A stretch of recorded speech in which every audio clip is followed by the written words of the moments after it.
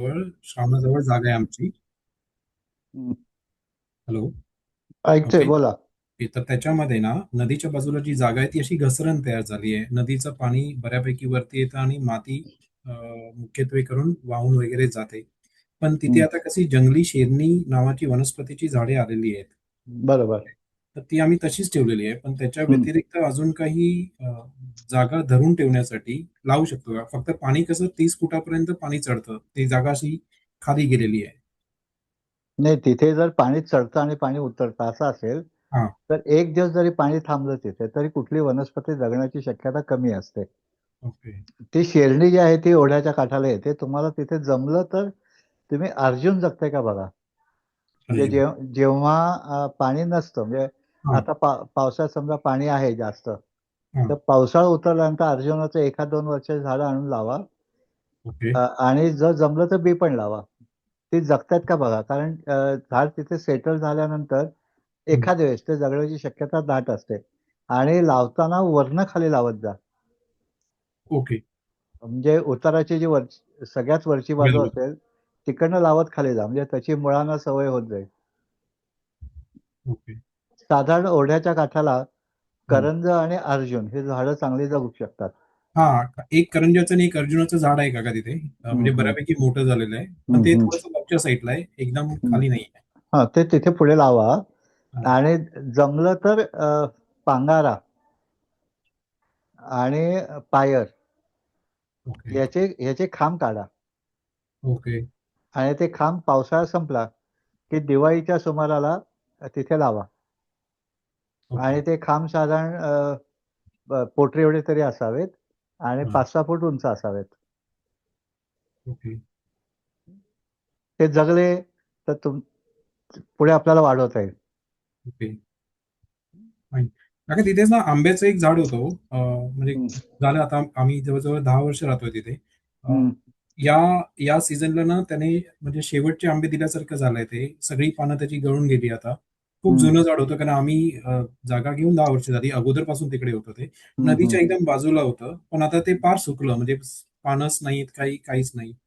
हां, अ, काय होतंय, की या गेल्या 2-4 वर्षामध्ये, या वर्षामध्ये ते जास्त झालं. हं, अतितीव्र उन्हाळा हं. आणि अकस्मात खूप पाऊस. हां. त्याच्यावेळी अकस्मात पाणी वाढणं आणि अकस्मात पाणी कमी होणं असंही होतंय. हं. त्याच्यात ती सवय झाडाला जी आहे व्हायला पाहिजे, त्या वातावरणात ती सवय होण्याच्या आधी नवीन काहीतरी समस्या येते. त्याच्यामुळे या गोष्टी होतात. म्हणून मी तुम्हाला म्हटलं जमलं तर तुम्ही कोळी लावा. हां. नाही ते वरनं खाली लावत जा. म्हणजे कोळी म्हणजे बिया लावा. आणि बिया. वरनं खाली लावत जा. हं. म्हणजे ते झाड जुनं झाड आता काहीच नाही करू शकत ना त्याला? खूप नाही, जुनं. नाही. नाही, नाही, नाही. त्याच्यात तुम्ही कोळी ठेवल्या असेल तर त्या लावता येतील कोळी तुम्हाला ठेवल्यात, आठवण कोळी म्हणून. ठेवल्यात. मग ते हं. आठवण म्हणून त्या कोळी लावा. ठीक आहे काका. थँक यू काका. हं.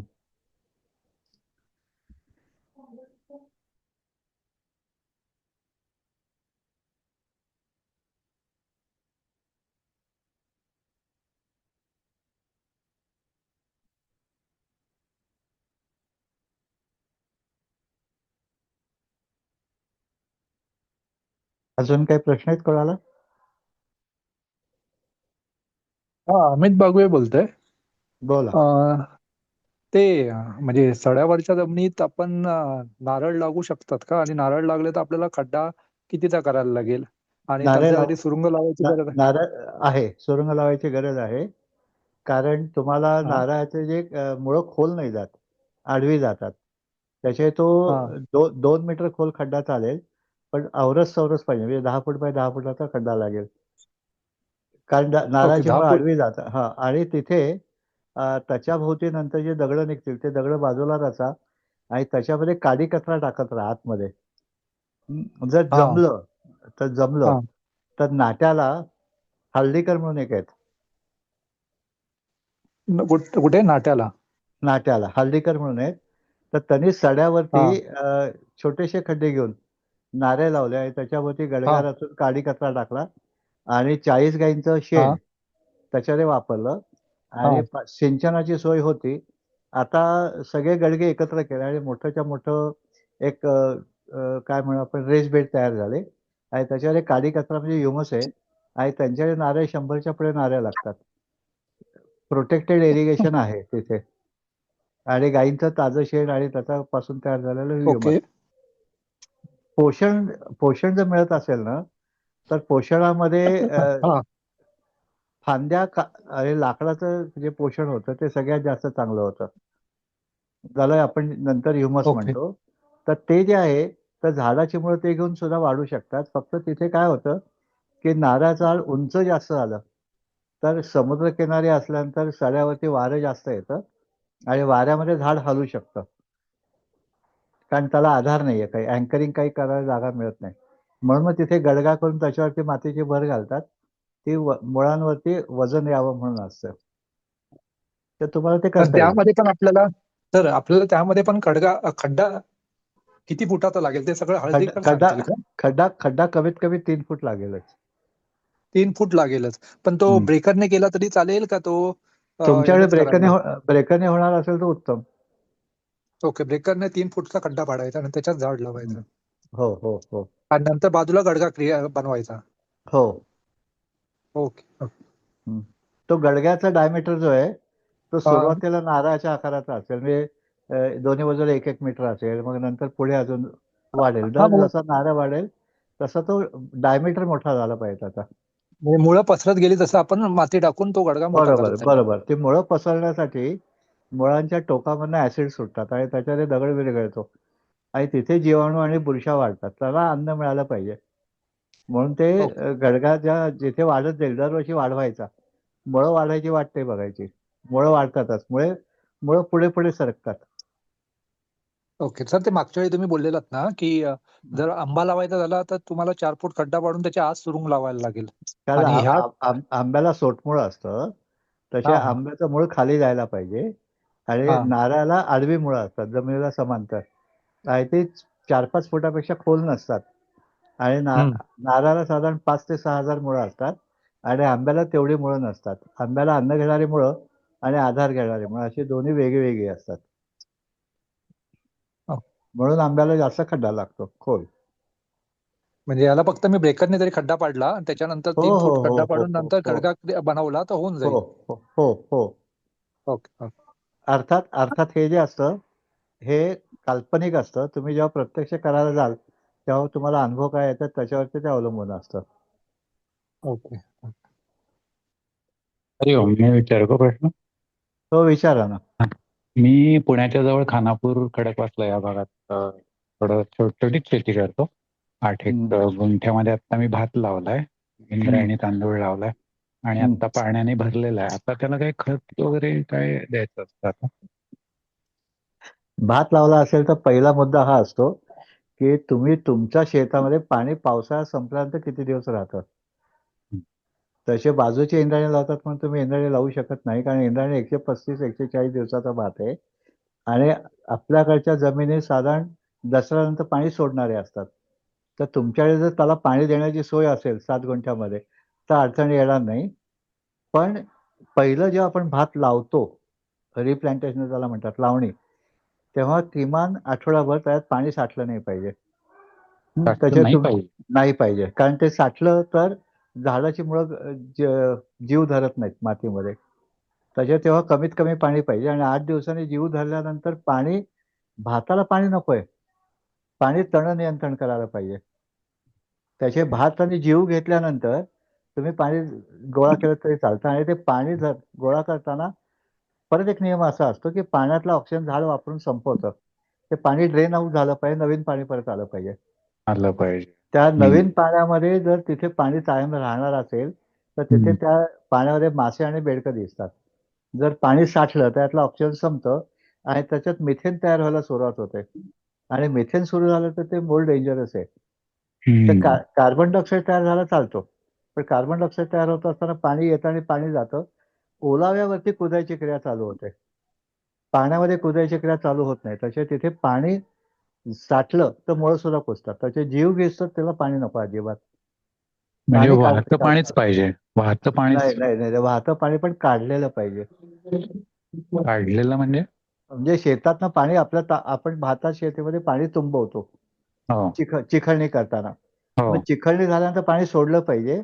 मग तिथे हा भात लागला की परत तुंबवलं पाहिजे. हा अच्छा हा हं? ओके. पण तुंबवणं आणि सोडणं हे निसर्गाच्या रचनेमध्ये प्रत्येक नक्षत्राला 13.5 दिवसाचं नक्षत्र असतं. 7 दिवस पाऊस पडतो, 7 दिवस पडत नाही. ह्या हम्म, रचनेमध्ये पाणी आटतं. हा हे जर होत नसेल तर आपल्याला सोडायला लागतं. हा भरणं किंवा आहे ते काढणं असे दोन्ही. याला दोन्हीला अच्छा सोडायला लागणं म्हणतात. अच्छा. पण आता आमच्या शेतात खूपच पाणी आहे, जास्ती मग ते पाऊस भात पडल्याने. आता याच्यात काय होतं, की त्याचं भाताचं डोकं जर वरती राहिलं तर भात जगतो.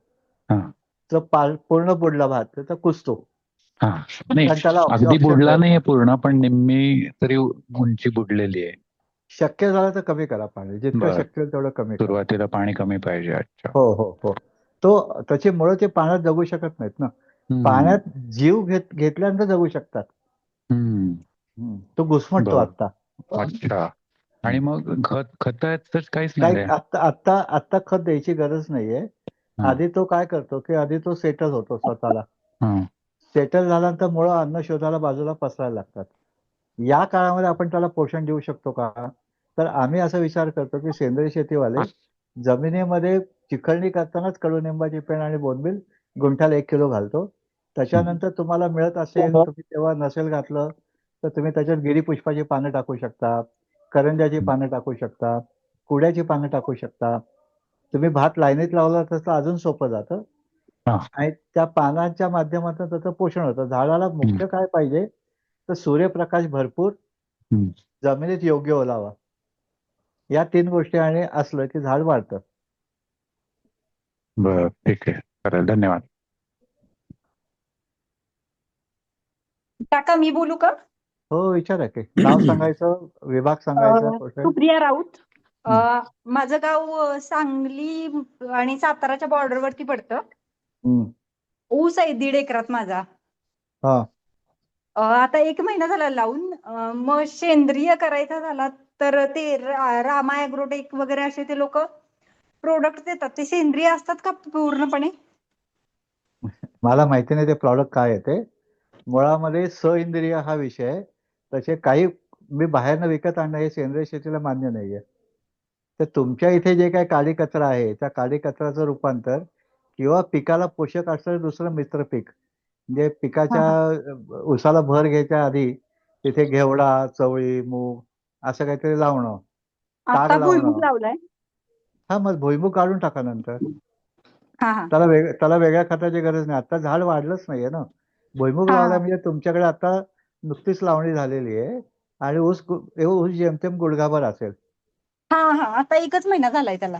हां, मग त्याला शेंगदाणा तुमचा 90 दिवसाचा असेल उपट्या, तर नंतर तो सगळं काढून टाकायचा बायोमास आहे ते आणि तिथे भर झाल्यानंतर म्हणजे बांधणी तुम्ही झाल्यानंतर त्याच्यावर एक घेवडा किंवा वाल किंवा चवळी मूग तुमच्या ऋतुकाळानुसार, तुमच्या गरजेनुसार तुम्ही हा लावायचा. हा तेवढं आणि त्याला मग ते पुरतं. तण व्यवस्थापन कसं करायचं ऊसातलं? उसाला तण व्यवस्थापन खरं म्हणजे करायला लागत नाही. तुम्हाला करायचं असेल तर ब्रश कटरने गवत कापायचं, मुळासकट उपटायचं नाही. कारण ऊस हं. हा गवतापेक्षा कितीतरी उंच होतो. हा प्रकाश लहान असताना प्रकाशाला स्पर्धा होते. तसे लहान असताना बाळ निंदणी किंवा आपण शेंगदाणा लावलंय, त्यातनं पुरेसं असतं. त्याच्यानंतर तो समजा खांद्यावर उंच झाला, तर गवत त्याला स्पर्धा करू शकत नाही, कारण तो तिथे जुना झालाय. तर त्याला फक्त हा हा तिथे जमिनीमध्ये पोषणाची रचना आपण केली. ती पोषणाची रचना सुद्धा 70 दिवसाचंच पीक तिथे येईल, कारण नंतर ते ऊस उंच आल्यानंतर खाली सावली पडते. त्या हा हा सावलीमध्ये काही होणार नाही. तसे तुम्ही 90 दिवसाचा शेंगदाणा आणि पुढे 70 दिवसाचं चवळी, मूग असं काही लावलं, तर ते त्याला तेवढं पुरेसं असतं. थँक्यू काका. काका नमस्कार, मी नाशिकहून नमस्कार. बोलतोय. हां. विचारू एक प्रश्न. हो, विचारा ना. हो, आपलं तुमच्याशी मी व्यक्तिगत काल मार्गदर्शनही घेतलं होतं. हं, त्यानुसार मी काही सूचनांचे पालन करतोय. हं. आणि काही युट्यूबर्स आणि काही ठिकाणी असं सांगितलं जातं की सल्फर जे आहे ते पण एक नैसर्गिक फंगल एक आणि खत आणि फंगलचं काम करत असतं. तर भाताच्या शेतीसाठी भात लावायच्या आधी त्याचा उपयोग करता का नाही करायला पाहिजे आपण? मुळामध्ये काय माहितीये का, की हो. भारतातल्या सगळ्या जमिनींमध्ये ह्याला सगळ्याला म्हणतात मिनरल्स, ओके. खनिज. हो. ही खनिज पुढची 25,000 वर्षापूर्वी एवढी आहेत. ओके. अच्छा. फक्त ती अवेलेबल फॉर्म मध्ये, म्हणजे झाडाला खातायला आवश्यक नाहीत. तर बरं झाडाला बरं. खातायला अशा अवस्थेमध्ये आणण्याचं काम तिथे स्वयंपाकी लागतो. ओके, बरोबर आहे. म्हणजे तुमच्याकडे चण्याचं पीठ, चण्याची डाळ आहे, हो, पण पुरणपोळी आहे का? नाहीये. मग खरी गोष्ट आहे. पुरणपोळीसाठी काय करायला लागेल? आपल्याला ती बनवावी लागेल ज्याला का, ती ज्याला प्रक्रिया करावी. ज्याला पुरणपोळी करता येतं त्याला बोलवायला लागेल. हो हो तसं या जमिनीमध्ये जी खनिजे आहेत ती हो, झाडाला खाता येईल अशा अवस्थेमध्ये आणण्याचं काम जीवाणू आणि बुरशा करतात. बरोबर आहे. तर जीवाणू आणि बुरशा म्हणतात आमच्या पगाराचं काय? तर त्यांचा येस. पगार जो असतो झाडाने सोडलेले स्त्राव हो, आणि असलेला ऑर्गॅनिक मॅटर, हे दोन्ही मिळून त्याचे पगार असतो. तर तुमच्या बरोबर आहे. जमिनीत ऑर्गॅनिक मॅटर वाढलं तर दुसरं कुठलं खत लागत नाही. पण ओके ओके, भारतीय परंपरेमध्ये त्याला भरखत आणि जोरखत अशी दोन नावं आहेत. बरोबर आहे. भरखत असतं ते कुजलेलं असतं आणि येस, क्वांटिटीत लागतं, आणि जोरखत असतं ते न कुजलेलं असतं आणि बरोबर तिथे आहे. ते कुजून झाडाला उपलब्ध करून द्यायचं. बरोबर आहे. त्याच्या तिथे आपल्याला भरखतच द्यायचं नाही तर जोरखत द्यायचंय. बरोबर ते आहे. जोरखत तुम्हाला पुरतं तेवढंच, बाकी काही बरोबर आहे. घालायची गरज नाही. म्हणजे तुम्ही नीम पेंड आणि मला बोन मिल हा, सांगितलं ने, होतं, ने, एक नेम गुंठ्याला ने, 1 किलो. बरोबर. नेम पेंट हे त्याच्यामध्ये 4% नायट्रोजन आहे ओके आणि तो सॉइल बॉर्न पेस्टचं नियंत्रण करतो. ओके. अच्छा अच्छा. बाकी कुठलंही खत ओके सॉइल बॉर्न पेस्टचं नियंत्रण करत नाही. ओके, तर जमिनीमध्ये असलेली हुमणी, वाळवी, बरोबर आहे. सूत्रकृमी यांचं नियंत्रण करणं आवश्यक असतं काही येस, प्रमाणामध्ये, आणि तिथे बरोबर आहे. स्लो रिलीज होणारे अन्न घटक लागतात. बरोबर आहे. एकदम फास्ट म्हणजे वॉटर सोल्युबल असले तर सगळे झाडात जातील आणि झाडाला हो, आजीर्ण होईल. अजय. तुम्ही निसर्गोपचार करता ना, हो हो. निसर्गोपचारामध्ये बरोबर आहे. प्रक्रिया कशी असते? स्लो इज गुड, हळूहळू फास्ट नैसर्गिक, फास्ट इज बॅड. स्लोली पाहिजे बरोबर. आपल्याला. मग आता नाही. कडुनिंबाची पेंड पण येस. हळू कुजते आणि बोनमील मध्ये फॉस्फेट हो, आहे ते फिक्स होत नाही बरोबर आहे. आणि ते पण हळूहळू कुजतं. ते बरोबर 3 आहे. वर्ष पुरतं. बोनमील पण 3 वर्ष ओके, पुरतं. कडुनिंबाची पेंड पण 2 वर्ष बरोबर आहे. पुरतं. त्याचे याच्याहून जास्त बरं. खत घातलं तर झाडाला अजीर्ण हो, होतं आणि झाड आजारी पडले की ओके. रोग आणि कीड वाढतात. येस. हा, आता अजून एक तुम्ही आधीच्या प्रश्नाला उत्तर देताना असं सांगितलं होतं आताच, हं. की पाणी जे आहे ते म्हणजे वरून पाऊस पडतोय आणि जे पाणी जमलेलं आहे आपलं ते 100% साठलेलं नाही पाहिजे, तर ते थोडं थोडं त्याचा निचरा पण होत गेला पाहिजे, तर बरोबर. त्याच्यामध्ये तुम्ही ऑक्सिजन मेंटेन राहील. बरोबर आहे. नाही तर नाही नाही मग नाही, असं हा नाही, असं हा नाही हा म्हटलं मी. हा असं हा म्हटलं हा ते जेव्हा निचरा होईल आणि हो नवीन पाणी येईल, हो, नवीन पाण्यामध्ये, पावसाच्या पाण्यात नवीन पाण्यात ऑक्सिजन आहे आणि बरोबर आहे. पहिल्या आणि शेवटच्या पावसात नायट्रोजन पण आहे. जेव्हा 20 कलांनी बरोबर आहे. पाऊस पडतो तेव्हा हो त्याच्यावर अन्नद्रव्य दोन्ही आहेत. तर हो, हे पाणी, पहिलं पाणी आणि शेवटचं पाणी शेतातच जिरलं पाहिजे कंपल्सरी. बरोबर आहे. आणि त्याच्यानंतरची पाणी तुम्ही सोडा आणि परत भरा, सोडा आणि परत भरा. येस. म्हणजे हे भातामधलं पाणी आपण तुंबून नाही ठेवायचं, तर ते थोडं थोडं निघून पण गेलं पाहिजे त्याच्यामधून. तुमच्याकडे तुमची इच्छा असेल तरी सोय पाहिजे ना. हा हा, ते ते आहे व. काय तेच काही आमचे ते काही पाऊस. ठिकाणी कसं असतं, हो, पाऊस हा विषय नाही, पाऊस थांबल्यानंतरचा विषय आहे, हा, की पाऊस त्या थांबल्यावर. ओके, शेतामध्ये 2-2, 3-3 दिवस पाणी निघतच नाही. बरोबर आहे. बरोबर आहे. कारण ते खाली त्याला खालाटी म्हणतात. ओके, खालच्या भागात असलेल्या जमिनीमध्ये पाणी साठून राहतं आणि मग साठून राहतो. तिथे जर उशिरा भात लावला तर तो कुजतो. कुजतो. बरोबर आहे. बरोबर आहे. तसे पहिल्यांदा भात वापशा स्थितीमध्ये हो, त्याला म्हणतात घात. बरोबर आहे. शेतीच्या भाषेत घात साधणं हे सगळ्यात महत्वाचा मुद्दा असतो. तर तुम्ही बरोबर तिथे आहे. पाणी, पावसाचं पाणी येणार आहे किंवा वरनं पाणी येणार आहे, हो, जेव्हा ते पाणी जे असं वाहतात पाणी येतं तेव्हा त्यात ऑक्सिजन असतो, असतो. पण पाणी हललं नाही हा हा त्यातला हा, ऑक्सिजन संपतो, झाडं संपतो. खाऊन टाकतात. बरोबर आहे. म्हणून नवीन पाणी पाहिजे. पाणी पाहिजे. हं, आता ऑगस्ट महिना चालू आहे हं, आणि म्हणजे ही आता सर्वत्र लोक, पाऊस उशिरा आल्यामुळे तिथे लोकांच्या अवनी आता चालू आहेत हं, हं, सगळीकडे. तर हे हं. लेट नाही ना, म्हणजे ही प्रोसिजर हे काही हे योग्य हे आहे? ले हे लेट आहे. ओके 15 दिवस ते महिना लेट आहे. त्याचा ओके डायरेक्ट उत्पादनावरती परिणाम होणार आहे. Okay okay. कमीत कमी 20% उत्पादन कमी येईल. कमी येऊ शकतं. हो, बरोबर आहे. चालेल ना. कारण मी त्याचा तुमचं. कालावधी जो आहे तो हम्म. फुटवे येण्याचा जो कालावधी असतो, हो, त्या कालावधीमध्ये तापमान, आर्द्रता या बरोबर दोन्ही आहे. गोष्टींचं गणित असतं. आणि जेव्हा तो बरोबर आहे. फुलावर येतो, हो, त्या फुलावर येताना सुद्धा हवेमधली आर्द्रता नसेल तर हा. लोंबीतनं कळीच बाहेर पडत नाही, पोटरीतनं कळीच बाहेर येत नाही, ओके, लोंबी बाहेर येत नाही. आणि ते बाहेर बरोबर. येताना हवेमध्ये आर्द्रता लागतं किंवा हलका पाऊस लागतो. म्हणजे आर्द्रता आणि तापमान याचं बरोबर आहे. नियंत्रण प्रत्येक गोष्टीवर असतं. फुलावर असतं, फुलाच्या परागावर असतं. असणं आवश्यक ते असतं. ते ते बरोबर जसं आहे. जसं पुढे जाईल तसं यात बदल होत जातात. आणि तुम्ही नाशिक भागात आहात. येस. नाशिक भागात म्हणजे तिथे गारवा हो, आहे. नाशिक भागात आहात. तिथे गारवा गारवा आहे. असल्यामुळे तिथे तापमानाला कमी तापमानात वास येणाऱ्या जाती जास्त चांगल्या येतात. अच्छा. बर. ओके. कारण वास येण्यासाठी तापमान लागतं. तापमान लागतं. मग इथे खूप लोक इंद्रायणी आणि 1408 वगैरे अशा जाती आसपास नाही लोक लावतात नाही, ना? 1408 हा बैको ह्याच्या अंकुर कंपनीने तयार केलेला किंवा दफ्तरदार कंपनी तयार केलेल्या या दप्तरी, बरोबर व्हरायटी आहे, आहेत. बरोबर आहे. येस. तर या व्हरायटी त्याला इम्प्रूव्ड व्हरायटी म्हणतात. ओके. आणि तोपर्यंत त्याला नंबर असतो आणि नंतर येस. त्याला नाव येतं. अच्छा. बघूया आणि पहिल्यांदा. प्रत्येक कंपनी काय म्हणते की माझं हे बियाणं खूप छान आहे. छान म्हणजे आहे. काय आहे तर भरघोस उत्पादन देतं. बरोबर आहे. आणि विद्यापीठ सांगताना असं सांगतं की ही व्हरायटी अमुक व्हरायटीपेक्षा जास्त उत्पादन देते. म्हणजे आधी काहीतरी त्याच्याशी कम्पेअर केलंय तर या जातीशी कम्पेअर केलं. मग ते रोगप्रतिकारक आहे का, कीड बरोबर आहे. प्रतिकारक आहे का, किंवा मोर इल्ड दॅन रत्ना, मोर इल्ड दॅन पवना, असं काहीतरी त्यात लिहिलेलं असतं. लिहिलेलं असतं. कंपनी कधीच असं लिहित नाही. कंपनी असा दावा करते मोर इल्ड, कशाशी येस. माहिती नाही. बरोबर आहे. आणि कुठे ते बारीक अक्षरात लिहिलं ऑन माय कम्फर्ट हे एरिया. अच्छा. आमच्या प्रयोगशाळेत आमच्या जागेवर असं रिझल्ट आले. तुमच्याकडे येतील याची आम्हाला खात्री नाही. काहीतरी नाही. बरोबर आहे. नाही, बघूया, पहिल्यांदा प्रयत्न करतोय. खूप माहित चांगलं. नाही आता आता किती यश येईल. हे तुम्ही करताना काय करा की तुम्ही जरा अभ्यासू शेतकरी आहात. हो. तर लावलं त्या दिवशी शेतात पाणी किती होतं, ओके. त्या दिवशी पाऊस किती पडला, ओके. आणि त्याच्या कालावधीमध्ये दर 4-5 दिवसांनी का होईना तापमान आणि आर्द्रता, ओके. आणि दर आठवड्याला भाताची वाढलेली उंची, म्हणजे ते आपल्याला ओके. प्रत्यक्ष मोजताना त्रास होतो. तुम्ही हो. ठरवलं की दर रविवारी फोटो काढायचे.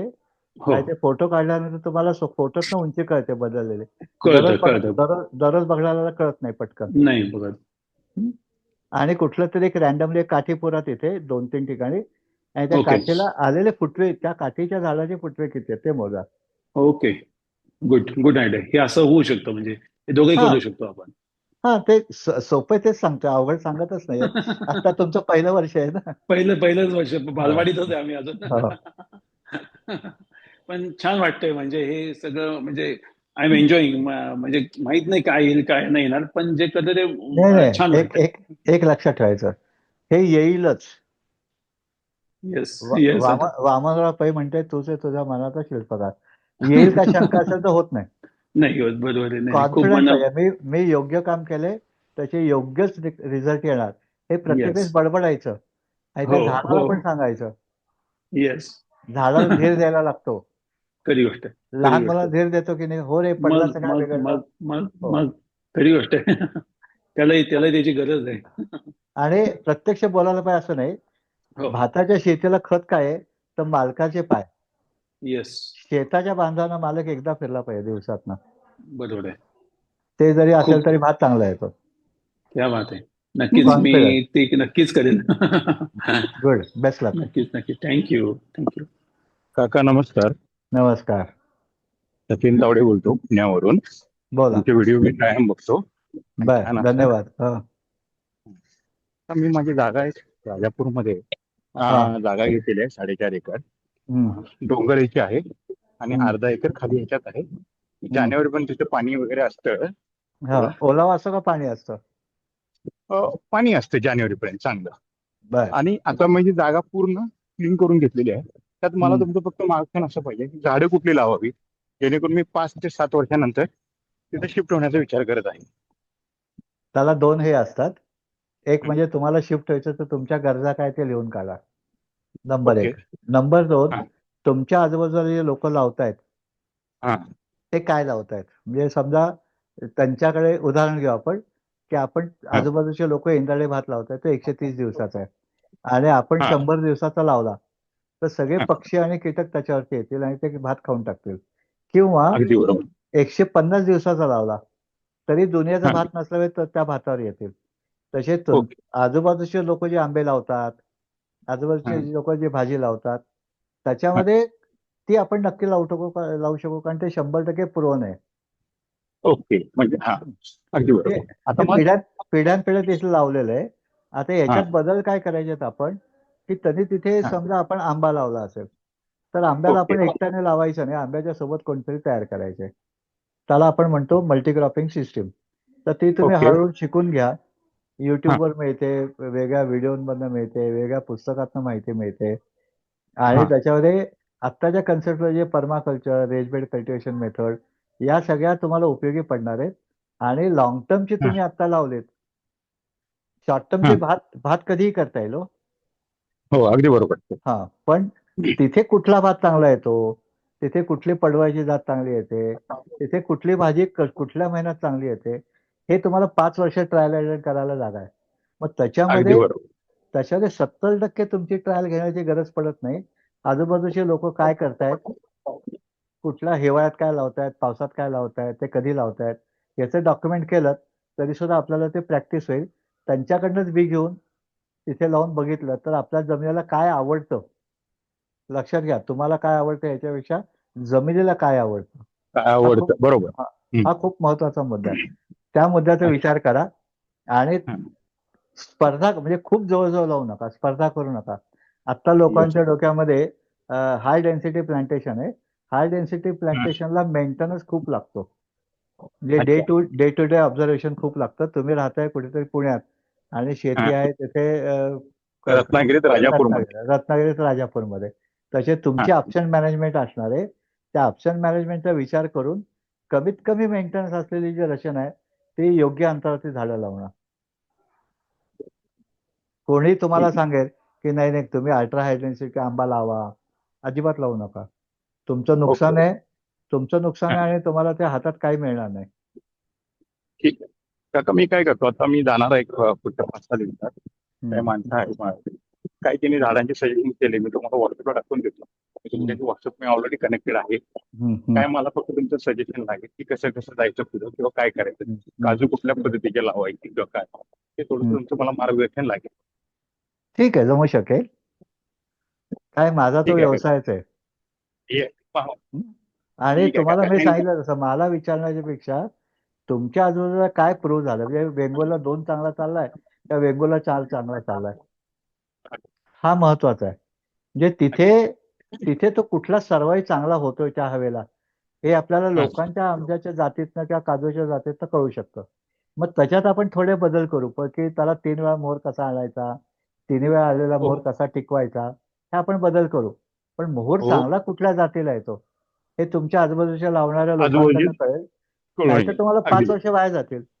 आणि येस. 5 वर्ष 10 वर्षानंतर आपण एखादं झाड आपल्याला योग्य वाटलं नाही तर काढायची आपली हिंमत होत नाही. पण नाही, आपण अगदी 10 बरोबर. वर्षांना प्रेमाने वाढवलंय. हम्म. ठीक आहे काका, चालेल, मी तुमच्याशी कॉन्टॅक्ट मध्ये येस, राहतोच. नक्की नक्की. थँक्यू काका, थँक्यू. ओके, बेस्ट लक. बोला.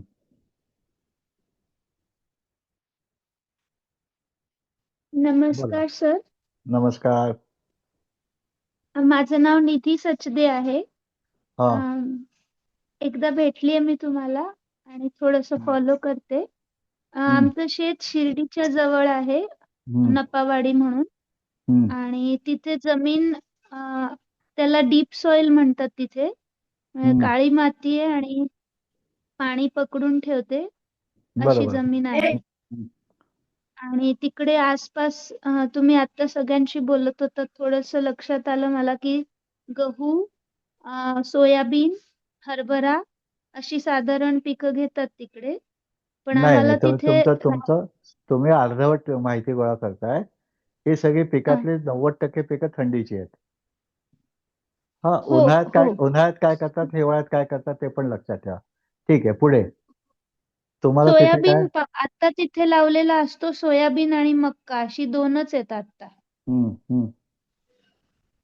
हां, दोनच तर येतात नाही आम्हाला एक. तिथे हा, तुम्हाला काय करायचं तिथे.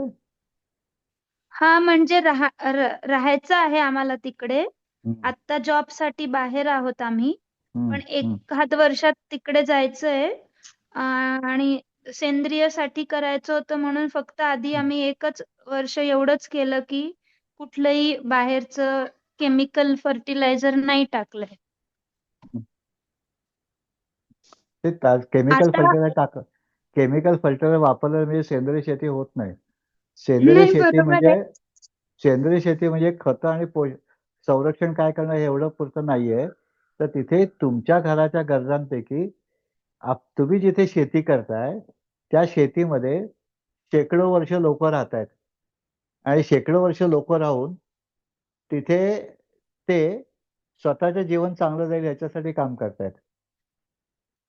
आणि आपण आता जे काय लावतोय ते बहुतेक सगळे सोयाबीन खातात का हो तुम्ही घरी? नाही. मग सोयाबीन का लावायचं? हो, नाही लावायचं आहे हा म्हणूनच मग मार्गदर्शन हवं होतं की तुम्हाला काय असतं की तुमच्या जिल्ह्याचा हा, गॅझेटियर असतो इंग्रजांनी अच्छा. डॉक्युमेंट केलेला, किंवा तुमच्या इथल्या हम्म, ऍग्रिकल्चर युनिव्हर्सिटीमध्ये तुम्हाला तुमच्या 25 हम्म, वर्षापूर्वी 50 वर्षापूर्वी तिथे लोक काय पीक घेत होते उन्हाळ्यात, पावसाळ्यात, हिवाळ्यात त्याची माहिती मिळते आणि त्याच्या हा, जातीची बियाणं सुद्धा मिळतं अजूनही. फक्त तुम्ही काम करणारी माणसं जी असतात ती बदल करायला तयार आहेत की नाही हे लक्षात ठेवा. कारण माणसं बदल करायला तयार हम्म, नसली तर कोणी लावत नाही. बरोबर. आणि दुसरं असं होतं की तुम्ही समजा सगळे सोयाबीन लावतायत आणि तुम्ही तिथे समजा बाजरी लावलीत, हा, तर सगळे पक्षी बाजरी खाऊन टाकतील कारण त्यांना खायला दुसरे काहीच हो. नाहीये. तसे खूप बदल तुम्ही करू हम्म, शकत नाही, पण हा, थोडे बदल करून ते थोडं संरक्षण करून तुम्हाला करता येतं. तर तुम्ही तुमच्या घरामध्ये काय लागतं ह्याची हम्म, यादी करा. त्यातलं आपण आपल्या हवामानात काय करू शकतो ते ठेवा, बाकीचं खोडून टाका. आणि मग त्याचे कधी हम्म, लावायचे, उन्हाळ्यात लावायचे, पावसात लावायचे, हिवाळ्यात लावायचे, किती अंतरावर लावायचे याची माहिती गोळा करा. हम्म, बर. आणि मग त्याच्यातनं कडधान्य आपण वर्षभर केव्हाही खाऊ शकतो, पण हम्म, भाजीपाला आपल्याला जेवणामध्ये जेवताना भाजीपाला आणि तांदूळ किंवा भाकरी या 2 गोष्टी आवश्यक असतात. हो. त्या आपल्याला कशा करता येतील? समजा आता हम्म, वरती आपण तीळ लावला तर हम्म, तिळातनं आपलं तेल निघू शकेल, तर तीळ कधी लावायचा आणि किती हम्म, लावायचा याची माहिती गोळा करा. आणि हम्म, मग नंतर तुम्ही जेव्हा सुरुवात कराल, एक काही नाही हम्म, अर्धा-अर्धा गुंठ्यावर ते सगळं लावून बघा. कुठलं चांगलं हम्म, येतंय त्याचं रेकॉर्ड ठेवा आणि पुढच्या वर्षी ते हम्म, वाढवा. राजूभट सांगायची गरज नाही तेव्हा तुम्हाला. हम्म. हो प्रयत्न सर. केल्याशिवाय काही होणार नाही. कारण आत्ता हो. जी काही रचना आहे, ती हम्म, रचना सप्लाय बेस आहे, हो. प्रोडक्शन बेस नाहीये. तर आपले हम्म, पूर्वज होते ते तिथे असणाऱ्या गोष्टींपासून स्वतःचं जीवन चांगलं कसं होईल याच्यावरती काम करत होते आणि तसे त्यांना हम्म, रिझल्ट शेकडो वर्ष आलेले होते. आम्ही या 60 हम्म, वर्षामध्ये ते सगळं गणित कोलॅप्स केलंय. आपल्याला पण ठीक आहे, परत गणित तयार करू. अवघड बरं. आहे का? तर अवघड आहे. अशक्य आहे का? हम्म, तर अशक्य अजिबात नाही. हम्म. ठीक आहे? अ, हो, हो. सर प्राथमिक गोष्टी लक्षात आल्या. हं. अजून हवं असेल तेव्हा बोलेनच तुमच्याशी. खूप ठीक आहे. चालेल. धन्यवाद. चालेल, हो. चालेल. ओके. सर मी बेस्ट लक. बोलू? बोला ना. सर नेहा दरक आहे मी. संभाजीनगर येथे आहे माझं शेत. हं, अम, तिथं आता मागच्या वर्षीपासून आपण रासायनिक खतं टाकलेली नाहीये. म्हणजे हं, त्याच्या आधी मागच्या वर्षी जानेवारीमध्ये घेतलं होतं. तर आपण मागच्या वर्षी ज्वारी, गहू, तुरी हे घेतलं होतं तिथं. आणि हं, बाकी फळबाग आहे म्हणजे आंब्याचे आणि बाकी मिक्स फ्रूटचे सगळे हं, लावलेले आहेत. हं, हं, भाजीपालाही मी घरच्या पुरतं तेवढं बरंच काही घेते तिथं. हं, आता या वर्षी मला रागी ट्राय करायचं आहे. हं. आता पण उशीर झाला त्याच्याविषयी थोडा. नाही, मी कारण तो सॅपलिंगसाठी ते टाकून ठेवलेलं आहे म्हणजे अच्छा. 15-20 हां. दिवस ठीक आहे. झालेत. ओके. हां. पुढे काय अडचण आहे मग? पुढे फक्त ते कसं करायचं ते थोडं गाईडन्स मला हां. पाहिजे आता कारण इथं कोणच केलेलं नाहीये नाही ते. रागीमध्ये अडचणी तुम्हाला सांगतो काय आहेत ते. रागी म्हणजे नाचणी. तर करेक्ट. याच्यामध्ये तुमच्या जमिनीच्या काळ्या चिकट जमिनी आहेत आणि त्याच्यामध्ये ओलावा जास्त राहतो आणि आत्ता या आठवड्यात तिथे खूप पाऊस झालाय. हं. राईट. तर तुम्हाला हे लावायचं असेल तर रेज बेडवरती लावायला लागतं. म्हणजे सरी वरंब्यावर किंवा उंच गादी करून लावायला पाहिजे आणि ओके. त्याच्यावरती जेव्हा कणसं धरतील, त्या खूप पक्षी येतील कारण आजूबाजूला त्यांना खायला काही नाहीये. तर राईट. त्याच्यापासून तुम्हाला संरक्षण करायला लागेल, ते उत्तम येईल. आणि ओके. रागे लावताना जसं आपण वांगे मिरचीची रोपं लावतो तसं हम्म. विटेवरती एक छोटासा काठीने खड्डा करा, त्यात ती उभी लावा, म्हणजे ती चांगली जगतील. अशी ओके. आडवी टाकायची पद्धत असते, पण ती उभी हम्म. राहायला परत 8-15 दिवस घेते. याच्यात झाडाची ताकद फुटवे येण्याच्या ऐवजी झाड जिवंत ठेवण्यामध्ये जाते. आपण उभं लावलं तर त्याला फुटवे जास्त येतात आणि उत्पादनामध्ये चांगल्या प्रकारे वाढ होते. ओके. आता तुम्ही जी जात लावली आहे, ती जात किती दिवसाची आहे? कारण त्याच्यामध्ये माझ्या माहितीमध्ये 40 जाती आहेत. आणि ओके. त्या 90 दिवसापासून 140 दिवसापर्यंतच्या आहेत. आता तुमची जात किती दिवसाची आहे? समजा ती फुलावर आली. नॉर्मली जाती असतात त्या सगळ्यात दसऱ्याच्या आसपास तयार होणाऱ्या असतात. ओके. जर पाऊस असेल तर तुम्हाला नाचणीची बोंड काढून सुकवायला लागतील. जर पाऊस संपला असेल तर काढता येईल. पण जर दिवाळीत होणारी नाचणी असेल तर तुम्हाला पाणी द्यायची सोय आहे का तिथे गरज पडली तर? किंवा जर लवकर पितृपंधरात आले तर ते अजून गडबड होते, कारण सुकवणार कुठे एवढी बोंड काढून? त्याचे ते जातीच्या निवड करताना हा एक महत्वाचा हे असतो मुद्दा, की मला नाचण्याला नाचणी नसते, करेक्ट. किती भाताला भात दिवसाची नसतो. आहे? किती दिवसाची आहे, म्हणजे माझा पाऊस कधी थांबतो? हम्म. त्याच्यामध्ये 5-10 दिवस अलीकडे पलीकडे होतं. ओके. हा, आणि तुमच्या इथे शेजारी त्यात संभाजीनगरमध्ये मुक्तक जोशी म्हणून एक चांगले शेतकरी आहेत. हो, तिथंच आहे म्हणजे हा, शेत. मग त्यांच्याशी बोलून घेत जाणं. ओके. ते पण चांगली शेती करतात. ते पण म्हणजे खरंच चांगली करतात आणि हो. इकॉनॉमिकली व्हायबल करतात. हम्म. म्हणजे भावनिक स्तरावरती शेती नाही करत, आर्थिक हम्म. स्तरावरची शेती आणि घराच्या आणि शेताच्या गरजा पूर्ण करणारी शेती. म्हणजे हम्म. माझ्या घराची गरज पूर्ण करणारी शेती सगळेच करतात, पण जमिनीची गरज पूर्ण करणारी शेती सुद्धा आवश्यक असते. कारण मातीमध्ये सातत्याने आपल्याला पीक घ्यायचं आहे. तर ते जे तंत्र आहे, ते हम्म. तंत्र अख्ख्या जगात कॉमन आहे, पण प्रदेशानुसार त्यात काही थोडेफार बदल असतात. आता हे बदल हम्म. मुक्तक जोशींना चांगले माहिती आहेत, कारण त्याला अनुभव आलाय आणि ते अनुभव देण्याची ताकद आहे. करेक्ट. अनेक लोक माहिती देत नाहीत. हम्म. त्यांना तुम्ही प्रश्न नका विचारू, ते काय करतात ते समजून घ्या. त्यांना प्रश्न विचारायला आवडत नाही. बर, ठीक आहे ना. तुम्ही शेती कशी करता मला बघायची, मला माहिती पाहिजे तुमच्या शेतीची. त्यातनं तुम्हाला बरंच काय काय शिकता येईल. ओके, येस येस, बेस्ट लक. चालेल. ओके सर, एक फक्त क्वेश्चन असं होतं की त्याच्यात वॉटर रिक्वायरमेंट किती असते? म्हणजे जर का आता पाऊस सपोज अजिबात वॉटर बिलकुल रिक्वायरमेंट नसते. ओके. आणि ते नाचणी लावताना त्याच्यात उडीद टाकायचा. अच्छा. म्हणजे नाचणीने जमिनीतली ताकद संपते, उडदाने परत रिफिल होते.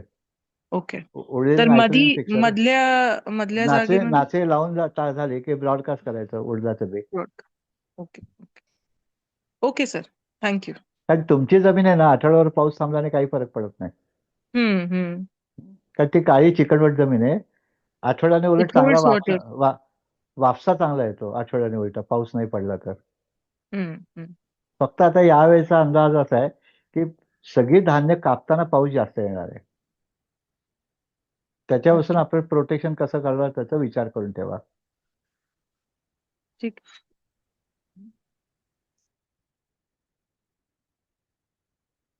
पुढे तर वेळ आहे म्हणून विचारते. सर, ती जमीन मध्ये ना पाणी जे येते बोरवेलचं आहे आता, आणि तिथल्या सगळ्याच एकंदर पाण्याचं असं म्हणजे जास्त क्षार पाणी येते.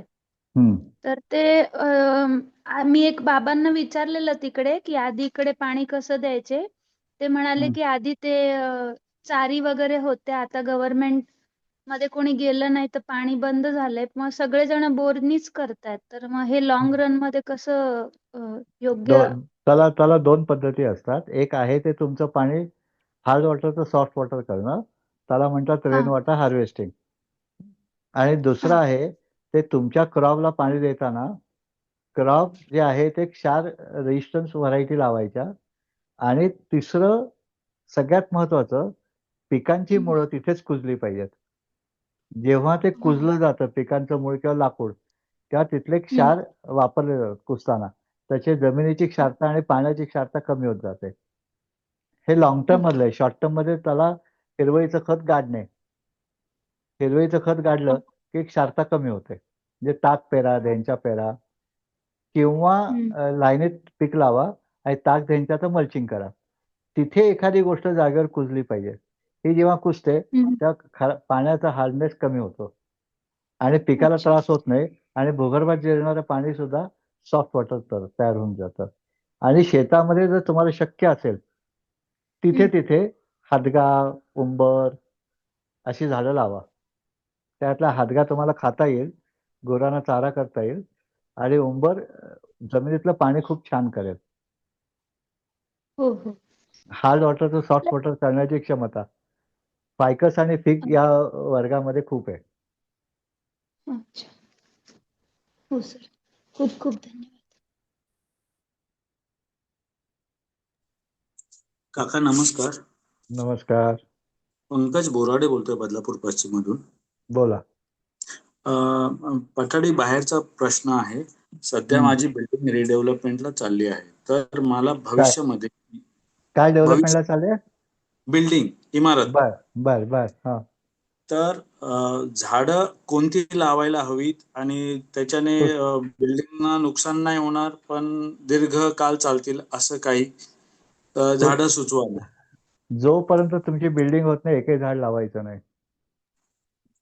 कारण त्या बांधकामामध्ये त्या झाडावरती मटेरियल पडेल, त्याची हेळसाळ होईल.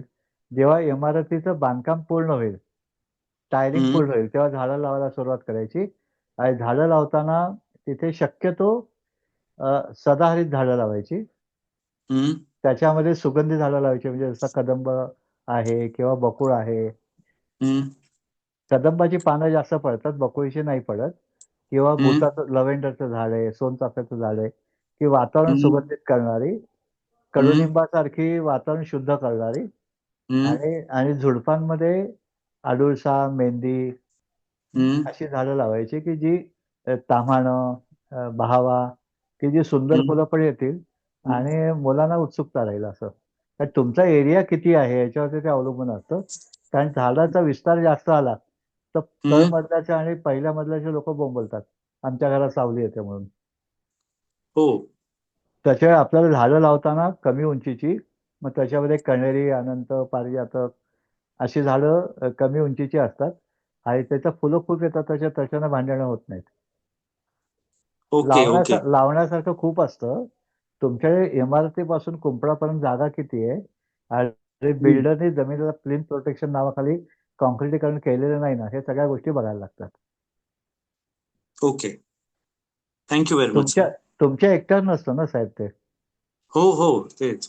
तुमचे रिकन्स्ट्रक्शन मध्ये आधीचे भाडेकरू किती आहेत आणि नवीन किती येणार या सगळ्यांवर अवलंबून असतं. आणि प्रत्येकाची स्वतःच्या घरासंबंधी काहीतरी स्वप्न असतात. अगदी बरोबर. तर ते मी पण आहे, ते तुम्ही पण हयात असणार आहात. आपण बिल्डिंग झाल्यावर बघूया, बोलूया. ओके, धन्यवाद. धन्यवाद साहेब, धन्यवाद.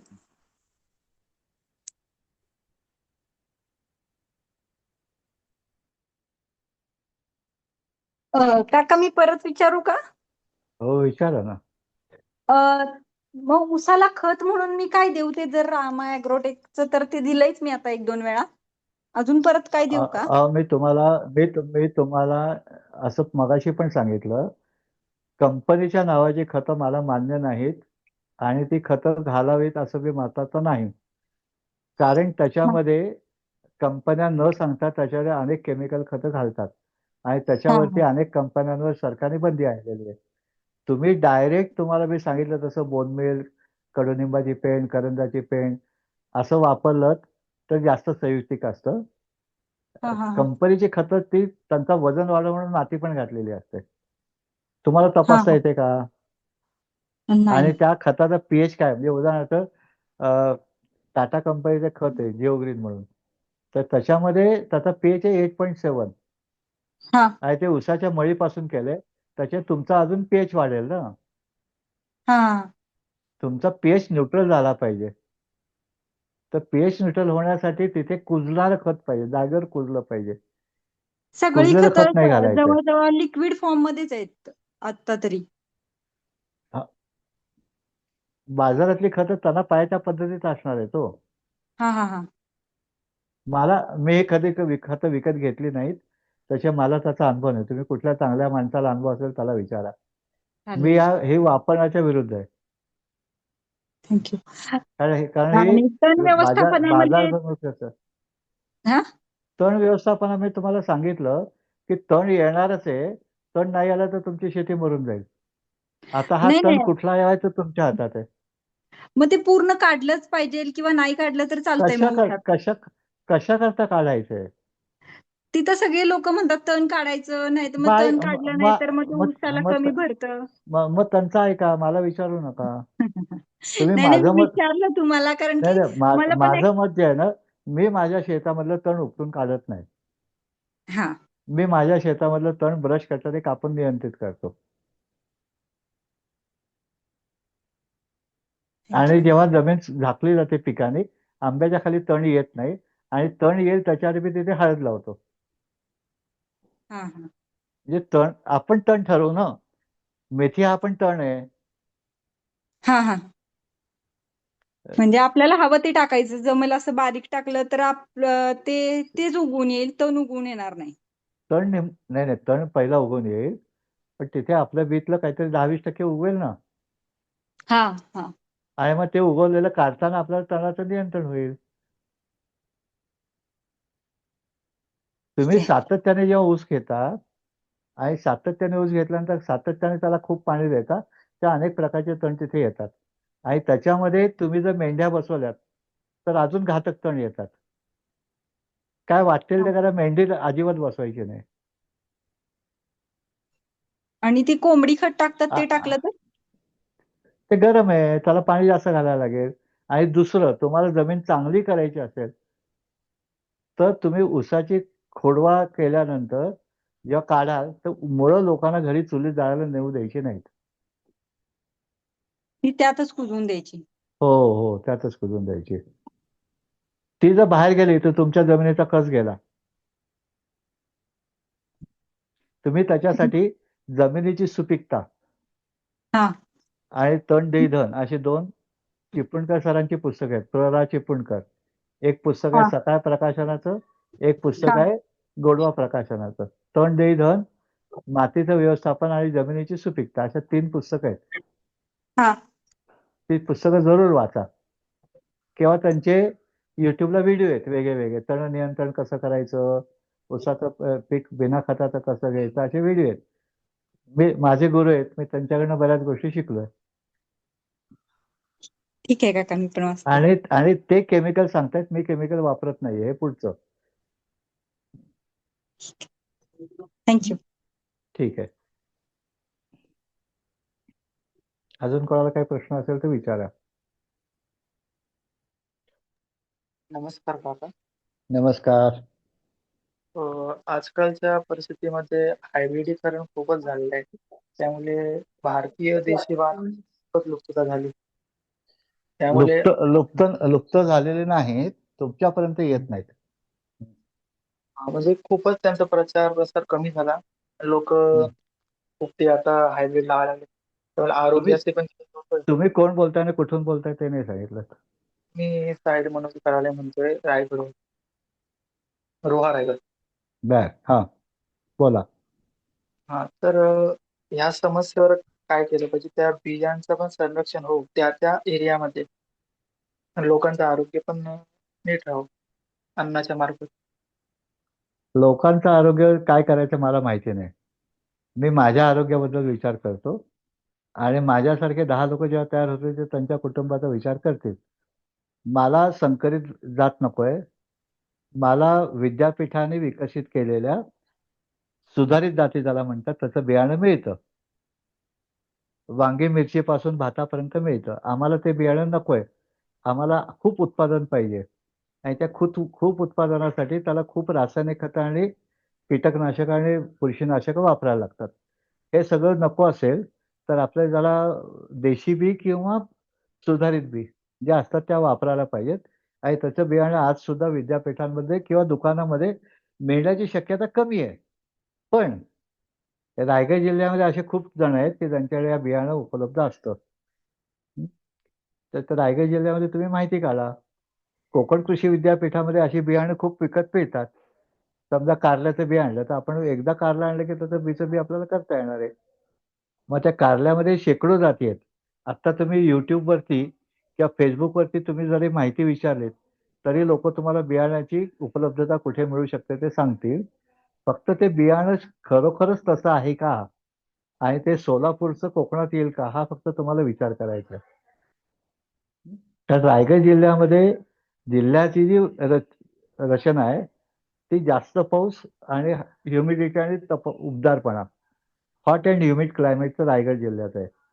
आणि सोलापूरचं ड्राय क्लायमेट आहे किंवा कर्नाटकमधलं अजून वेगळं क्लायमेट आहे, पुण्याचं अजून वेगळं क्लायमेट आहे.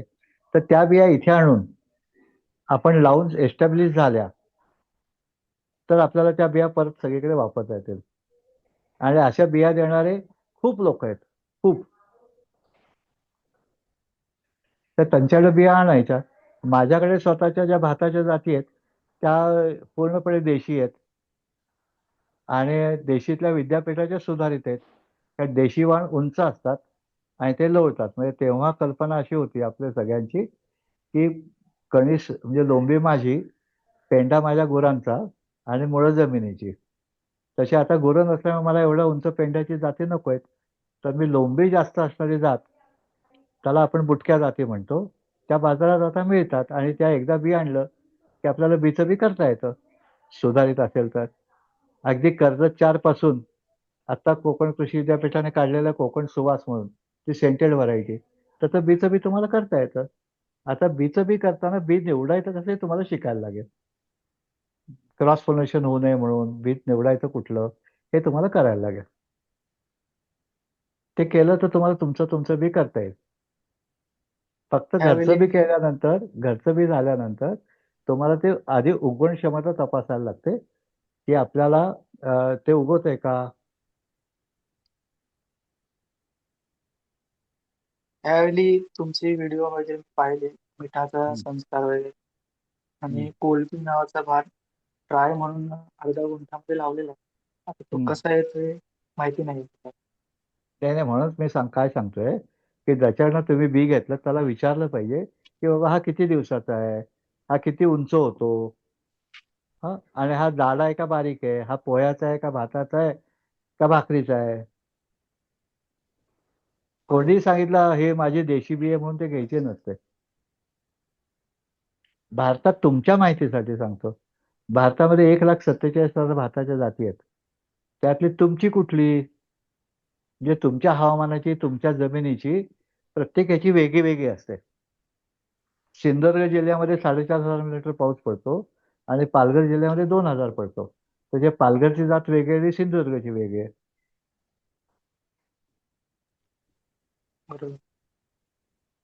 बेस्ट लक. पण तुम्ही जो विचार करताय चांगला विचार करताय आणि त्याच्यातनं जरूर लावा आणि लोकांना पण द्या. छान. काका एक प्रश्न आहे माझा, परत विचारू का? हो विचारा ना. 10 वर्ष जुनी आंब्याची झाडं आहेत ना लावलेली, पण कसं होतं ती जमीन जी आहे जसं सांगितलं तुम्हाला मी अगोदर आज की नदीच्या जवळ आहे, म्हणजे पाणथळ जमीन असते साधारण.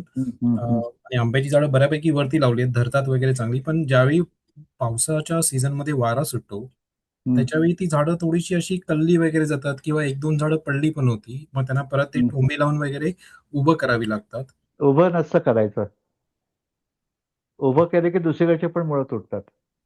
तुम्हाला ते पडलेलं झाड कापायचं आणि झाडाची नवीन येणारी फूट उभीच येते. अच्छा. त्याचे ते आकाश कुठलंही झाड वाढताना ऊर्ध्वगामी वाढतं, तिरकं वाढत नाही. त्याचे झाड स्वतःला सरळ नाही करतायत, झाड नवीन फांद्या सरळ आणतं. जेव्हा तुम्ही असं पडलेलं झाड आहे तेव्हा असं करता तेव्हा इकडची पण मुळं तुटतात. मुळं तुटणार. ओके. पण त्यांना ती आणि दुसरं मुळं मजबूत करण्यासाठी तुमच्या जमिनीमध्ये ओलावा जास्त असल्यामुळे मुळं सगळी स्प्रेडअप होत नाहीयेत. तुम्ही असं म्हणाला की तुमच्या एका बाजूला उतार आहे, तर तुम्ही तुमच्या शेतामध्ये मधनं चर मारा आणि ते पाणी ओढायला सोडून द्या. म्हणजे जास्तीचं पाणी जे आहे ते शेतातनं बाहेर निघालं म्हणजे मग मुळं सगळे पसरते. नंबर 1. नंबर 2, झाडाला रिंग करा, दरवर्षी त्या रिंग मध्ये खत द्या आणि ते बाहेर न्या. आणि नंबर 3, झाडाची छाटणी करा. ओके. त्या झाडाचा तोल एका बाजूला गेला असेल त्याची आणि छाटणी करा. आणि वाऱ्यामुळे शाखेवाढ खूप झाल्यानंतर हम्म. वाऱ्याने ते अडलं तर ते झाड कोलमडतं. ओके. कारण आता दिवसेंदिवस वादळ वाढण्याचं प्रमाण जास्त आहे, तर हम्म. झाडाची कॅनोपी लहान करणं आणि हम्म. मधनं हवा पास होणं असं रचना करणे आवश्यक असतं. त्याचं एक हम्म. सुंदर उदाहरण जे असतं, मी छत्री उघडली हा. आणि छत्री बाहेरनं बघितलं तर कापड दिसतं बरोबर. आणि छत्रीच्या खालनं बघितलं तर काड्या दिसतात आणि बाहेरच्या बाजूला कापड दिसतं. तसं मी झाडाच्या जवळ उभं राहिल्यानंतर मला सगळ्या फांद्या दिसल्या पाहिजेत दिसला आणि पाहिजे. बाहेरच्या बाजूला पानं दिसली पाहिजेत. म्हणजे झाडातनं वारा पास झाला पाहिजे. तो पास झाला नाही तर जे वारे येतात ते म्हणजे हम्म. आता मागच्या आठवड्यामध्ये 70 किलोमीटर वेगाने वारे आले. आमच्याकडे सगळं प्रोटेक्शन असून 88 किलोमीटरने वारे वाहिले, एक आंब्याचं झाड मुळासकट पडलं कारण मी ते छाटलं नव्हतं. हम्म. तसे आजच्या काळाला अनुसरून तुम्हाला पाणी काढणं जास्तीचं, पोषण करणं आणि झाडाचा आकार छाटणी. नियंत्रित ठेवणं हे आवश्यक आहे. कारण ओके. जुनी खूप पानं झाली आणि खूप झाड वाढलं, त्याला सूर्यप्रकाश मिळत नाही आणि सूर्यप्रकाश मिळाला नाही तर आंब्याचा आकार लहान होतो आणि संख्याही कमी होते. की थँक्यू. तोडीला की तोडीला तरू फुटे आणखी भराने. सॉरी. म्हणजे फांद्या की तोडीला तरू फुटे आणखी भराने. फांद्या तोडल्यानंतर अजून झाड छान वाढतं. जास्त वाढतं. ओके. त्याला रिजनरेशन म्हणतात. ओके. अर्थात ते योग्य माणसाकडनं, जे माझे केस आरशात बसून मला कापता येत नाहीत ना, तसं योग्य माणसाकडनं तुम्हाला शिकून घ्यायला लागेल आणि मग शिकलं की तुम्हाला पुढच्या वर्षी स्वतः स्वतः करता येईल. ठीक आहे, मी ट्राय करतो. थँक्यू. ओके, बेस्ट लक. मी निखिल बेल्ले शेवट बोला. हा नाही ह्यावेळी जे मध्ये आता उघडीप मिळाली ना पावसाची, जी मध्ये हा 15 दिवस, हा म्हणजे कालच मला एक कळालं की लांजामध्ये केशर आंब्याला मोहर पण आलेला आहे. हा ह्या मी आता टिकणार का नाही हा प्रश्न मोठाच आहे. त्या मग झाडं छोटी असतील तर त्याला आपण वरती आता, म्हणजे जसं थायलंड वगैरे लोक करतात, मग तशी करायची वेळ येईल का आता? म्हणजे वरतून छप्पर बांधून, कारण आता हो मोहर हो. तर टिकणार नाही, नाहीतर कट तरी नाही करावा नाही, लागेल. मोहर मोहर टिकतो का? नाही आता टिकणं तर आता अवघड आहे, नाही परत नाही, पाऊस का चालू होणार का ना. का का टिकणार नाही? तर पाऊस आता. त्याची तीन कारणं आहेत. देठाजवळ वाढणारी बुरशी, हम्म. झाडाचं अन्नद्रव्याचं व्यवस्थापन आणि नंबर 3 परागीभवन करणारे कीटक. या तिन्हीपैकी काही एक जरी कमी असेल तरी मोहर गळून जाणार. आता हा मोहरामध्ये ताजा रस आहे, त्याला येणारी सकिंग पेस्ट. आता या पावसाच्या काळामध्ये मला त्याचं संरक्षण आर्टिफिशियली करता येणं अवघड आहे, पण मला तिथे खाली उभं राहून खाली गमेला धूर करता येईल का?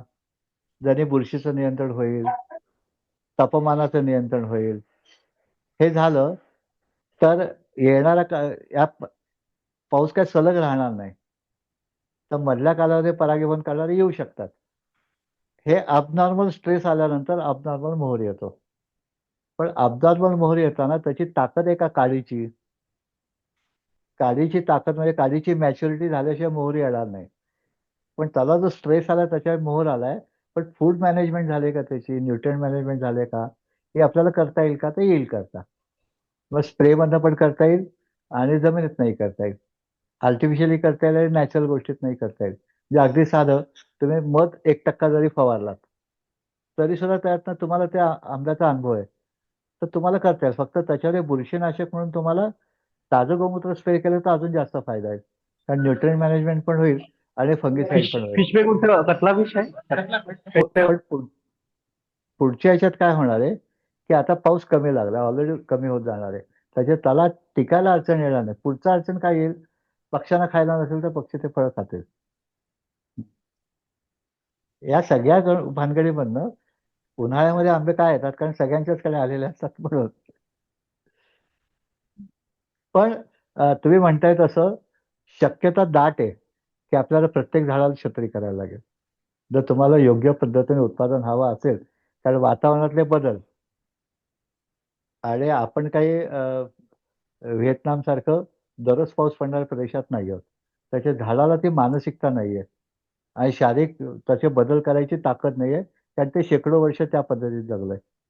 तर अंदमानचे आंबे लागतात का? तर लागतात. तिथे बुरशी येत नाही का? नाही, कारण त्यांची झाडाने इम्युनिटी तयार केली बुरशीला. आपल्याला तसं नाहीये ना, आपल्याला पावसाळ्यामध्ये तयार होते आणि ऑफ सीझन आला तर बुरशी लागते.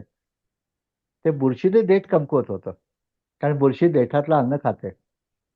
ते हे थांबवता येईल का मला? ते येईल थांबवता. 100% रिझल्ट येतो का? नाही येणार.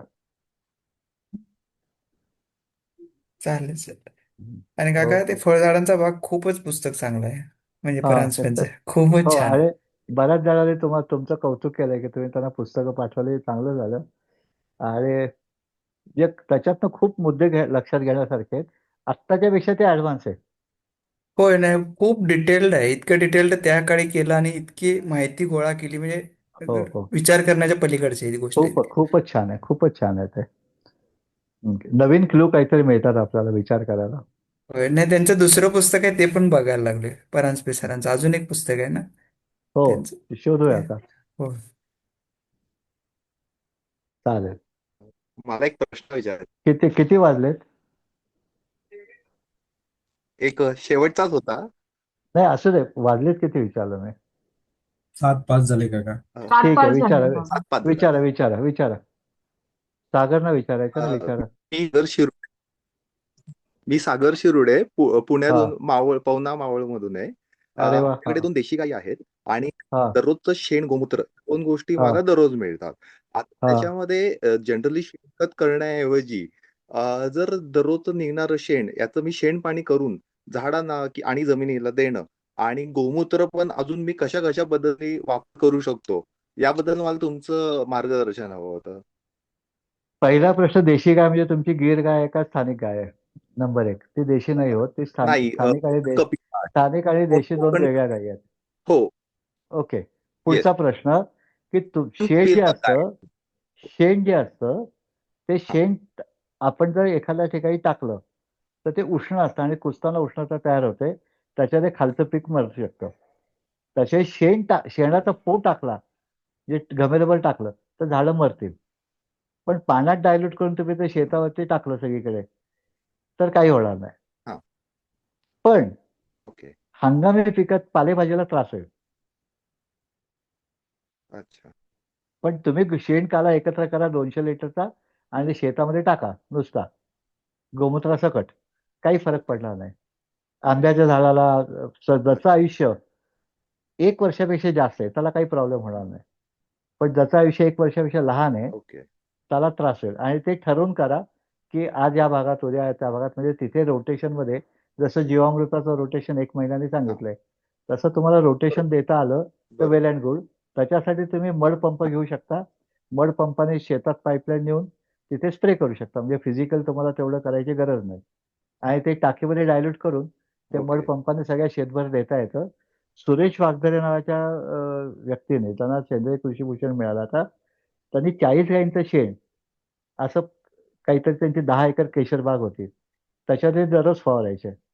आधी त्याचं गोबर गॅस करायचे, गॅसवरनं सलरी बाहेर येईल ती सगळी टाकीत गोळा करायचे, स्तराने फिरवायचे आणि ती शेतात द्यायचे. आणि काही भाग ते गांडूळ खत करायचे. आणि ते गांडूळ खत करताना आणि गोबर गॅस करताना 2-2 घनमीटरचेच केले ते वेगळे, कारण लीक झाला एखादा तर सगळंच बंद होईल. तसं नाही झालं पाहिजे. तर ती ऊर्जा जी आहे, शेण हे ऊर्जा आहे आणि त्या ऊर्जेमधनं मिथेन जर मिळाला असेल तर त्याच्यात नंतर सुरुवातीला ते इलेक्ट्रिक पंप वापरायचे, नंतर स्टार्ट ऑन इलेक्ट्रिक आणि चालायचा तो त्या गॅसवरती, गोबर गॅसवरती. ओके. हे आपल्याला यंत्रणा करता येते. ओके. त्याला पेशन्स लागतात. पण तुमच्या डोक्यात जी कल्पना आहे ती उत्तम आहे. तुम्ही ताजं शेण देणं कधीही ताजं चांगलं. आपण जेवताना ताजं खायचं का शिळं खायचंय? ताजंच. बस. मग ताजं शेण दिलं तर चांगलं. फक्त ते काय होतं की आपल्या ओके. बागेमध्ये दररोज ते कुजण्या एवढं ओलावा आहे का? तर पावसाळ्यात आहे, हिवाळ्यामध्ये थोडा आहे, उन्हाळ्यात नाहीये. बरोबर. मग ते ओलावा त्याच्याशिवाय बरोबर. कुजणारच नाही. मग ते सिंचन व्यवस्था माझ्याकडे आहे का? किंवा तेवढं डायल्युशन आहे का? ओके. कधी कधी त्याचा दुसरा आलं लक्षात. प्रॉब्लेम असा होतो की तुमची गाय जर बंदिस्त असेल तर समस्या नाही. हं. पण गाय चालणारी असेल तर दुनियाभरचे तण तिथे उगवतात. हो. कारण गायीच्या शेणातनं त्याचं बी येतं आणि ते बी खूप छान पद्धतीने वाढतं, कारण त्याला सपोर्टिंग टीम तयार झाली असते पोटामध्येच. तसे गाय बरं. स्टॉल फिडिंग असेल तर प्रॉब्लेम नाही, पण स्टॉल फिडिंग नसेल तर तुम्हाला कॅनोपी रिस्ट्रिक्ट करायला लागते, नाहीतर गाय न खाणारं गवत उगवायला लागतं, वाढायला लागतं. हॅलो. पण मला खूप छान, म्हणजे प्रॉब्लेम तुम्ही होतो करताय ते कारण खूप चांगलं. हं. असणारी गाय आहे, म्हणजे बाहेर मी तिला चरायला सोडतो त्याच्यामुळे भोवतण येऊ शकतं, जसं तुमचं म्हणणं आहे. हो हो हो. नाही, गायीला चरायला जेव्हा आपण सोडू ओके. ना, आणि तेव्हा अजून एक प्रॉब्लेम काय होतो, गाय आवडणारं खाते, त्याच्यात त्याचं बी तयार होत नाही. गाय जे खात नाही बरोबर. त्याचं बी तयार होतं. मग त्याचं बी होऊ न देणं हे तुमच्या हातात आहे. ओके. हॅलो काका. आलं लक्षात. आणि दुसरा प्रश्न फक्त गोमूत्राचाच होतं. तर जनरली मी पण गोमूत्र पण हे डायल्यूट करून झाडांना देत असतो किंवा शिंपडत पण हो असतो. हो, पण चालतं. आहे का? फक्त ते तुमच्याकडे जर जास्त असेल हो. तर तुम्ही मडक्यामध्ये भरा आणि मडक्याला दादरा बांधा. पावसात नाही करता येणार, पण ते त्याच्यात मडक्यात दादरा बांधला की ते हां. पाणी इव्हॅपोरेट होतं आणि गोमूत्राचे क्षार शिल्लक राहतात. आणि क्षार आयुर्वेदिक ओके. वैद्य जे औषधं बनवतात त्यांना गोमूत्राचे क्षार खूप लागतात, कारण संजीवनीसारखं औषध आहे. त्याला भावना म्हणजे जे कशात खालतात ते पाण्यात नाही खालत, ते गोमूत्रात खालतात. आणि पुण्याला बरेच वैद्य जे आहेत त्यांच्याकडे तुम्हाला ते ह्याचं क्षाराचं डिमांड असते, गोमूत्राचे क्षार. अच्छा. हॅलो काका. ओके. हा, नमस्कार. विचारा चालेल. Thank you. शेवटचा प्रश्न. हा. हं. मी ममता मेहता बोलते महाडवरून. हा. माझं काही शेती वगैरे नाहीये, पण मी झिरो वेस्ट प्रॅक्टिशनर आहे. त्याच्यामुळे गेले कित्येक वर्ष मी माझ्या ओल्या कचऱ्याचं घरी खत बनवते. गाईचं जे शेण असतं ते आम्ही ड्राय करतो, म्हणजे त्याचं गाईचे शेणखत पावडर आणि कोकोपीट याचं मिक्सचर करून ती पावडर वापरतो. आणि त्याच्याने जे आमचं काही ओल्या कचऱ्याचं खत होतं ते खत आणि माती आणि पालापाचोळा अशावरती आमची छान बागा बहरलेल्या आहेत सगळ्यांच्या. आणि आम्ही हे पण करतो, गोमूत्र शेण याचं जीवामृत करतो. फक्त मला जीवामृताविषयी तुम्हाला एक प्रश्न विचारायचा आहे, की त्याची फ्रिक्वेन्सी आपण कशी ठेवायची? आणि आम्ही जर टेरेस गार्डन कुंड्यांमध्ये लावतोय तर हे रिपोर्टिंग करण्याची गरज आहे का जीवामृत वापरताना? माझ्या मते जीवामृत करण्याची जी कल्पना आहे ते त्याची फ्रिक्वेन्सी 1 महिन्याने असावी. 10 किलो शेण, 1 किलो गूळ आणि जिथे काम करणार तिथली माती, हे 3 ते 4 दिवस फॉर्मेंट करायचं 200 लिटर पाण्यात आणि ते 1 महिनाभर त्या पिकाला द्यायचं. पण तुम्ही ज्या पद्धतीने करताय त्या पद्धतीमध्ये झाडाचं 100% पोषण तुम्हाला आर्टिफिशियलीच करायला लागेल कायम, कारण तिथे लिग्नन आणि हार्डवूड काहीच कुजत नाही. अच्छा. जोपर्यंत तुम्ही लिग्नन आणि हार्डवूड कुजवत नाही तोपर्यंत तुम्हाला सपोर्टिंग द्यायला लागतं. म्हणजे तुम्ही तुमच्या बाळाला दूध दिलं, हा. त्याच्यानंतर लिक्विड दिलं, हा. त्याच्यानंतर सॉलिड खायला शिकवलं. आता दररोज भरवता का? बाळाचं मूल झाल्यानंतर, मुलाचं तरुण झाल्यानंतर भरवता का? हा. तर आपण भरवत नाही. आपण त्या झाडाला दररोज बाळ असल्यासारखं जर देत राहिलो तर ते हा. आर्टिफिशियल न संपणारं काम असतं ते. बर. तर तुमच्या ज्या पालापाचोळा तुम्ही म्हणताय, पाला म्हणजे सुका, पाचोळा म्हणजे सुका आणि हो पाला हो. म्हणजे हिरवा, पण त्याच्यामध्ये लिग्नन आणि हा. हार्डवूड नाहीये, क्लोरोफिल आहे. तर लिग्नन बर. आणि हार्डवूड फांद्या अच्छा. जातील असं काहीतरी व्यवस्था करा, म्हणजे तुमची बाग अजून जास्त चांगली होईल. बर. आणि माझ्या मते दुसरं एक, थँक्यू. की माझ्या मते हा. हा. तुम्हाला तुम्ही हा. दह्याचे विरजण दररोज आणता का दही लावायला? हो, मी रोज फ्रेश दही लावते. नाही नाही, दही लावता फ्रेश, पण ते विरजण हम्म. बाजारात आणता का घरातलंच वापरता? नाही, घरातलंच असतं माझं. करेक्ट. मग दर 8 महिन्याला किंवा दर 15 दिवसाला जीवामृत का घालायचंय? अच्छा. ते अच्छा, पहिले, असं पण का? याचा अर्थ असा झाला की पहिले बॅक्टेरिया हा. सगळे मेले असं मी गृहीत धरलं. बर. ओके समस्या काय ओके ओके. होते की त्यांना ते हा. माझ्याकडे समजा 1 कोटी बॅक्टेरिया मी घातले जीवामृतातनं, ते बर 1 बर. कोटीनं हा. जीवामृतातल्या बॅक्टेरियानं खायला लागणारं मॅटर तिथे आहे. बर. ओके. अच्छा. पुढच्या महिन्यात परत हा. अजून 1 लाख ऍड केले. ते म्हणतील आता आम्हाला ऑर्गॅनिक मॅटर द्या. तुमच्या जमिनीत ऑर्गॅनिक मॅटर कुठे आहे? कारण गायीने हो. खाल्लंय ते बरोबर. लिफी खाल्लंय, तुम्ही हा. खाल्लंय ते लिफी खाल्लंय. हा. तुम्ही तंतुमय पदार्थ खाल्ले नाहीत, हार्डवूड खाल्लं नाही, त्याच्या जमिनीमध्ये जोपर्यंत बुरशी तयार होत नाही आणि बुरशी तयार बरं. व्हायला हार्डवूड लागतं. अच्छा. तोपर्यंत तुम्हाला हा. सातत्याने न थांबता तुम्हाला आर्टिफिशियल हा. सपोर्टिंग टीम द्यायला लागेल. जर तुमचं तिथे जसं जसं लाकूड आणि हो. लिग्नन तयार होईल आणि ते कुजेल तसं तुम्ही बरं. सरेंडर होऊ शकता. अच्छा. अरे किती सुंदर समजून सांगितलं. आणि कंपोस्ट आहे ते अगदी म्हणजे डेली चालू असतं आमचं व्यवस्थित. आणि उत्पादन म्हणजे खूप उत्पादन नसतं, पण आमच्या घरापुरता छान भाजी पाला कढीपत्ता सगळं नाही, सगळं नाही, छान निघतं सगळ्यांकडे. पण हे नवीन हो. खूप अभ्यासपूर्ण माहिती मिळाली आम्हाला.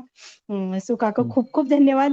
आणि आम्ही तुम्हाला सगळेजण फॉलो करत असतो, तुम्हाला मेसेज करत थँक्यू. असतो कधी मला कधी. फॉलो नका करू. जे जे खूप खूप चांगले सॉरी. चांगले जे कोण तुम्हाला शिकवेल त्या सगळ्यांना फॉलो करा. धन्यवाद. तुम्ही सगळे एकत्र आलात आणि प्रश्नोत्तराचा आपला कार्यक्रम चांगला झाला. दर महिन्याला कार्यक्रम असतो. जरूर त्याला कनेक्ट व्हा. आपण दरवर्षी दर महिन्याला वेगळ्या प्रशिक्षण घेत असतो. त्या प्रशिक्षणाच्या माध्यमातून पण आपण माहिती देत असतो. आत्ता आपला 15 आणि 16 ऑगस्टला फूड फॉरेस्ट नावाचं एक कन्सेप्ट असते. ते ऑनलाईन प्रशिक्षण आहे. ते गटावरती तुम्हाला त्या गटात घेतले अच्छा. त्याच्यावर त्याची माहिती येईल. ती माहिती घ्या आणि YouTube आणि वेगळ्या माध्यमातून मी प्रसार करत असतो सोप्या समजेल अशा गोष्टींचा. तर जरूर कॉमेंट करा त्याच्यावर. आणि काही समजलं नसेल तर किंवा या विषयावरती करा असं पण कळवा. कारण आम्हाला तेच दररोज नवीन काही वाटत नाही. तर धन्यवाद तुम्ही कनेक्ट झाल्याबद्दल. सगळ्यांचा आभारी आहे. धन्यवाद. Good night. थँक्यू.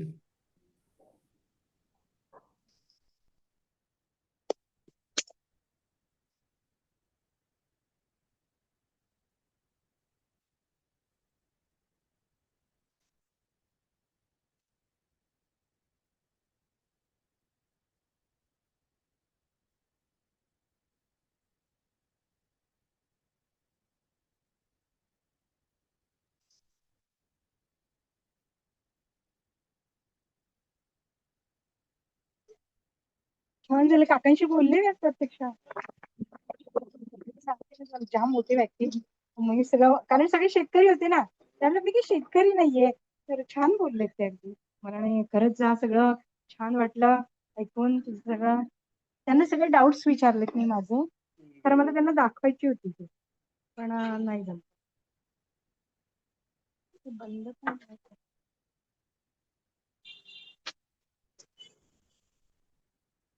अरे बंद का नाही होत?